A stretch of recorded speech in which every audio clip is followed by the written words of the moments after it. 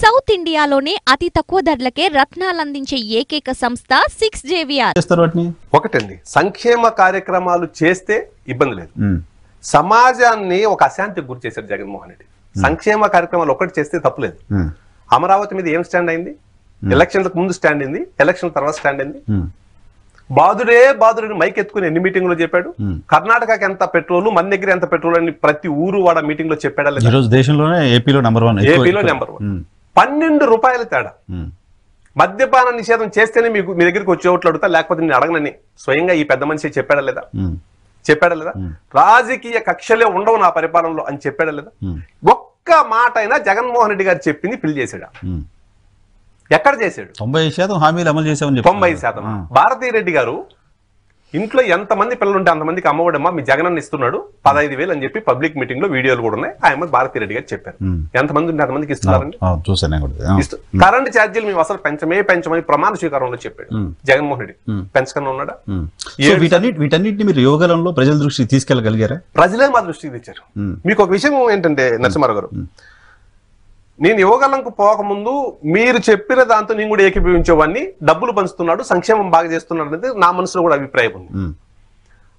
ఎమ్మెల్యేలే corruption ఎక్కువ చేస్తున్నారు, ఎమ్మెల్యేల మీద వ్యతిరేకత ఉంది, జగన్మోహన్ రెడ్డి గారి మీద ఏం లేదు, ఆయన పని ఆయన కరెక్ట్ గా చేస్తున్నాడు అనే ఫీలింగ్ నాకు కూడా ఉండేది. ఒక్కసారి ప్రజల్లోకి వెళ్ళిన తర్వాత ఎమ్మెల్యే గారి అరాచకం వాస్తవం, నా అభిప్రాయం కరెక్ట్. జగన్మోహన్ రెడ్డి గారి మీద ఎమ్మెల్యేల గారి కంటే ఎక్కువ ఉంది. ఓకే, ఎమ్మెల్యేల పైన కంటే జగన్మోహన్ రెడ్డి గారి మీదనే ఎక్కువ కోపం. మనం వాళ్ళ దృష్టికి తీసుకుపోయే పనిలే. ఏ ఇంటికి పోయినా అయ్యా ఈ చేత్తో 10 రూపాయలు ఇస్తున్నాడు, ఈ చేత్తో 100 రూపాయలు లాగేస్తున్నాడు, అయ్యా ఈ రేట్లు పెరిగినాయని చెప్పి వాళ్ళే లోకేష్ గారి దగ్గరకు వచ్చి చెప్పే పని. సో ఇప్పుడు యువగలంలో మీరు ప్రజలు పడుతున్న ఇబ్బందులు చూశారు, ప్రజలకు ఏం చేస్తామో చెప్పారు. జగన్మోహన్ రెడ్డి ఇచ్చిన హామీలు ఏమి అమలు చేయలేదో మీ దృష్టికి వచ్చాయి. సో యువగలం కంక్లూజన్ అది. లోకేష్ గారితో మీరు నడుస్తున్న సందర్భంగా లోకేష్ గారిలో మీరు అబ్జర్వ్ చేసిన చేంజెస్ ఏంటి సార్? అసలు యువగలం ముందు లోకేష్ గారు, మీరు కూడా చాలా దగ్గరగా చూసింటారు లోకేష్ గారిని, ఆయన అభిప్రాయం ఏదైనా మొహాన చెప్పేస్తాడు సార్. దాపరికాలు ఉండవు, మళ్ళీ చూద్దాం అనేది ఉండదు. సూర్యప్రకాష్ బి సార్ నా బిడ్డకు ఒక మెడిసిన్ సీట్ కావాలా అని అడిగాను అనుకోండి, సపోజ్ ఆయన చేసే అవకాశం ఉంటే, నా బిడ్డ ఇప్పుడు 5వ తరగతి చదువుతాను సార్, నాకు మెడిసిన్ సీట్, నా బిడ్డను మెడిసిన్ సీట్ చదివించండి అని చెప్తే, నా బిడ్డ ఇంటర్ సెకండ్ ఇయర్కి వచ్చే టయానికి లోకేష్ గారి ఆఫీస్ నుంచి ఫోన్ వస్తుంది.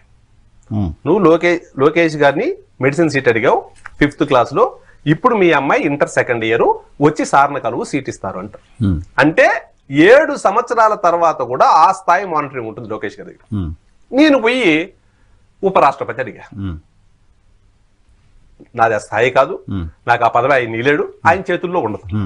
మిగతా రాజకీయ నాయకులు జగన్మోహన్ రెడ్డి గారు లేదంటే అమెరికా ప్రెసిడెంట్ కూడా చేస్తామంటారు. లోకేష్ గారు ఆ నుంచి కాదు, నేను ఇవ్వను, మీరు లేచిపోవచ్చండి అంటాడు. అదే రాజకీయ, ఆయన బలం బలహీనత రెండు అదే కావచ్చు. ఓవర్ హానెస్ట్ గా ఉంటాడు. చెప్పే విధానంలో చూద్దాంలే అంటే నేను ఆశగా బయటపోతానేమో, ఆయన చూద్దామని నాకు చేయలేదని వాళ్ళ భవిష్యత్తులో అనుకుంటా. ఇక్కడ లోకేష్ గారి దగ్గర అది ఉండదు. నేను ఇవ్వను, నా చేతుల్లో లేదు, మీరు లేచి వెళ్ళొచ్చండి అంటాడు. He behaves like officer అప్పుడు. అంతే.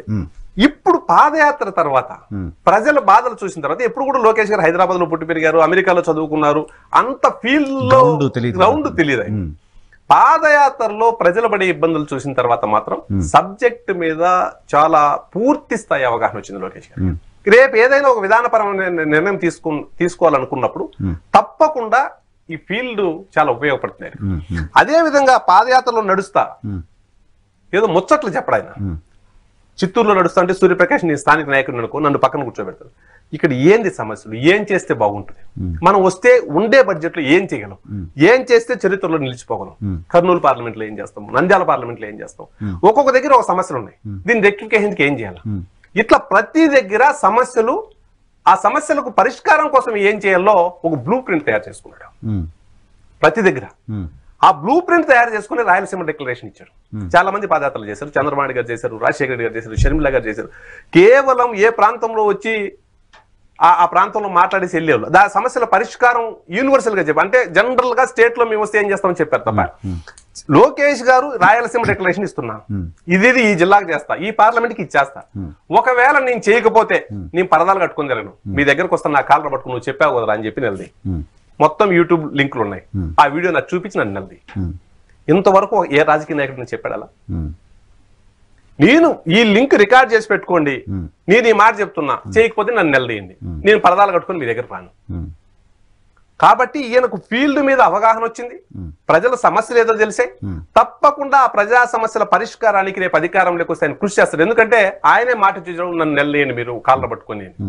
కాబట్టి పాదయాత్ర ముందు లోకేష్ గారు థియరీ, పాదయాత్ర తర్వాత లోకేష్ గారు ప్రాక్టికల్. ఎంత ప్రాబ్లమ్స్ మనం ఎంత ప్రాబ్లం ఫేస్ అయినా వాళ్ళ ప్రాబ్లం సాల్వ్ చేయాల్సిందే దాంట్లోకి వచ్చాడు. ముందు థియరీ ఓన్లీ బుక్ చదువుకొని దాని ప్రకారం యాక్ట్ చేశారు. ఇప్పుడు ప్రాక్టికల్ మరో 20 సంవత్సరాల పాటు ఈ రాష్ట్ర రాజకీయాలను శాసిస్తాడు. ఆయన ఏదో ప్రత్యర్థులకు కూడా అర్థమైంది కాబట్టే పాదయాత్ర స్టార్ట్ చేయని 40 రోజుల తర్వాత ఆయన టార్గెట్ చేయడం స్టార్ట్ చేశారు. అప్పటి వరకు మేము మాట్లాడడం పాదయాత్ర గురించి అన్న వాళ్ళు కూడా పాదయాత్ర మీద టార్గెట్ చేసి మాట్లాడటం స్టార్ట్ చేశారు. పాదయాత్రలో ఆయన మాట్లాడుతున్న భాష పైన చాలా మందికి అభ్యంతరాలు ఉన్నాయి. లోకేష్ గారు మీరు ఏ వీడియో అన్నది సార్, సీఎం గారిని సైకో అన్నాడు, మిగతా వాళ్ళ అవినీతి బయట పెట్టాడు, వాళ్ళకు ఒక పేరు పెట్టాడు తప్ప బూతు లెక్కలా మాట్లాడలేదు.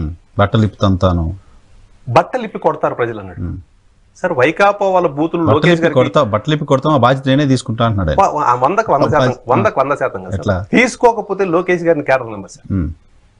క్యాడర్ ఇప్పుడు సార్ నేను అది ఆన్ రికార్డ్ చెప్పాలన్నా చెప్పకూడదు, చంద్రబాబు నాయుడు గారు మళ్ళీ అధికారంలోకి వస్తే అభివృద్ధి, ఆయనకి రాష్ట్రం అభివృద్ధి, ఆ ధ్యాస ధ్యాస ధ్యాస ధ్యాస మా క్యాడర్ లో ఫీలింగ్ చెప్తున్నాను సార్.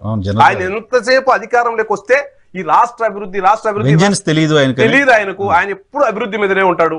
అయితే ఇప్పుడు క్యాడర్ నమ్ముతుంది చంద్రబాబు నాయుడు గారు అభివృద్ధి చేసినా మమ్మల్ని ఇబ్బంది పెట్టిన ఆఫీసర్లు వైకాపా వాళ్ళు కలర్ సినిమా లోకేష్ గారు చూపిస్తారు, లోకేష్ గారు మిమ్మల్ని వదలరు అని ఒక భరోసా క్యాడర్కి వచ్చింది ఈరోజు.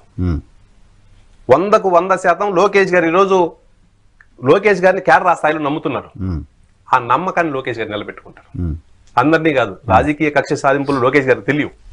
రాజకీయాల్లో కక్ష సాధింపు అంటే చంపడం ఒకటే కాదు, వాడు చేసిన తప్పుకు శిక్ష అనుభవించేట్టుగా తప్పకుండా లోకేష్ గారు చేస్తారు. కరెక్టే.